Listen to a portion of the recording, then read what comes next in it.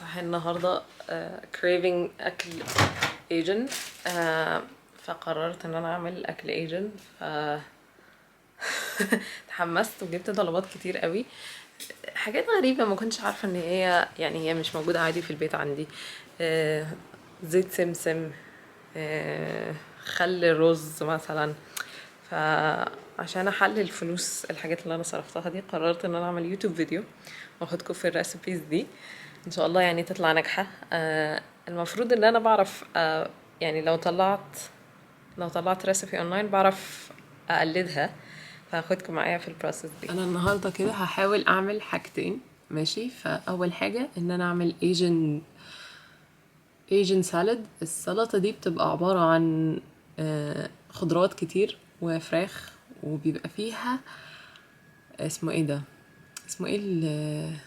فول سوداني، لا كاجوز. بيبقى فيها حاجه من البيناتس فهحاول اعملها هي كلها تقطيع حاجات خضراء فانا جايبه كابوتشا بنفسجيه وواحده خضراء ودي اول حاجه السلطه. هقصقص حاجات خضراء كتير، وبعدين هعمل نودلز صينيه.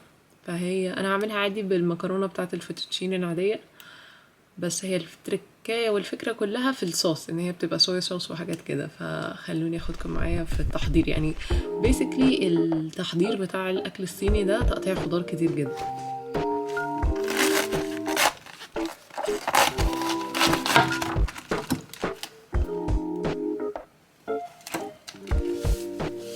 جبت سيسمي اويل، جبت حاجات كتير اللي هو very specific to Asian food من زبرة، فلازم ناكل ايجن كل فترات حياتنا الجاية.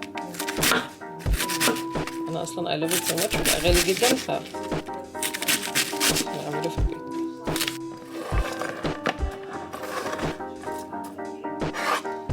مش عارفة ambitious ولا لا، بس نشوف لو نعرف نعمل dumpling from scratch. مش عارفة، انا اول مرة اعمل فيديو يوتيوب اكل، ان شاء الله كده صح. سارة جت، مش عارفة انا بعمل ايه، بس قالت تساعد. قطعت الريد كابج ان شاء الله، ممكن احط منهم في النودلز كمان. قررت البس الإزالة عشان الدنيا حر الصراحة على ان انا اعمل فيديو. في اخرة الفزلكة قلت اجيب النوع ده ايه ده، خس اوك ليف اخضر. قلت مختلف وجميل، خس مختلف. جايلي تقريبا ببذرته، مش عارفة المفروض ان انا ازرعه ولا ايه، وانا اغسله ازاي. في شوية بهتانين، مش عارفة هقصقص شوية واحطه في مية بخل.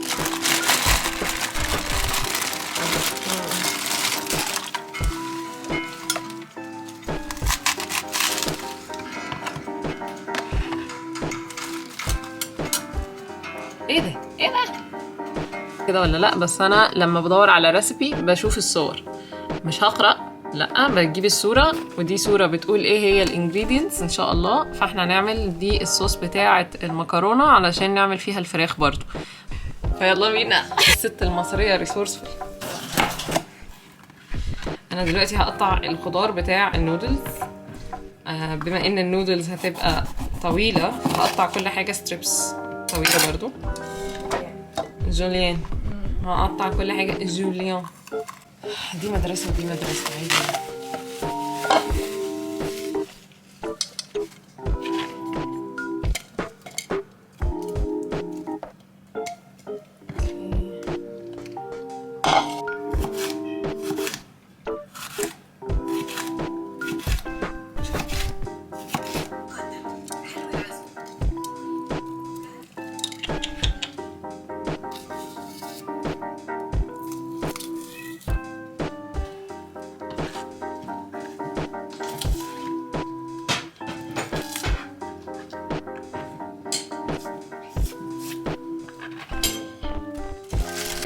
good news.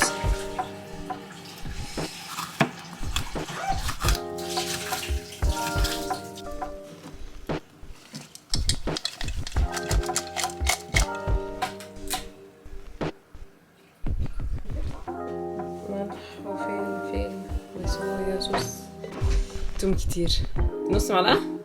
واقل بقى طالما هو تقلية بس. فتحة حلوة بس دي اللي بدي لون. ايه؟ فتحة حلوة بس دي بدي لون. معلقة دي.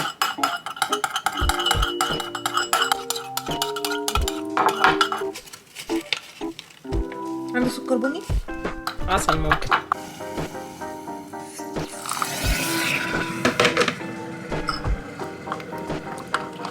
consistency مي حلو. that's good.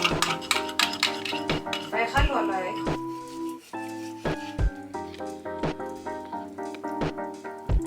تسلم ايدك.